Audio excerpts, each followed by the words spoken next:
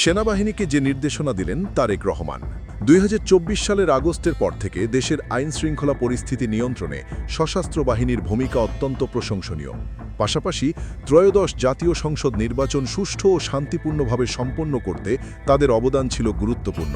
তিনি বলেন, অবাধ ও নিরপেক্ষ নির্বাচন নিশ্চিত করতে অন্তর্বর্তীকালীন সরকারকে যে সহায়তা দেওয়া হয়েছে তা দেশের গণতন্ত্রের প্রতি বাহিনীর অঙ্গীকারেরই প্রতিফলন। তারেক রহমান সশস্ত্র বাহিনীকে দল মতের ঊর্ধ্বে থেকে কাজ করার আহ্বান জানান। তিনি নির্দেশ দেন, সংবিধান, সার্বভৌমত্ব এবং জনগণের আস্থা রক্ষায় সর্বদা অটল থাকতে হবে। সততা, দায়িত্ববোধ ও ত্যাগের মানসিকতা নিয়েই দেশপ্রেমের প্রকৃত চর্চা সম্ভব বলেও তিনি উল্লেখ করেন। তিনি আরও আশ্বাস দেন, সশস্ত্র বাহিনীর আধুনিকায়ন ও সক্ষমতা বৃদ্ধিতে সরকার সব ধরনের সহযোগিতা অব্যাহত রাখবে। ভবিষ্যতে জাতীয় উন্নয়নেও বাহিনীর সক্রিয় ভূমিকা প্রত্যাশা করেন তিনি।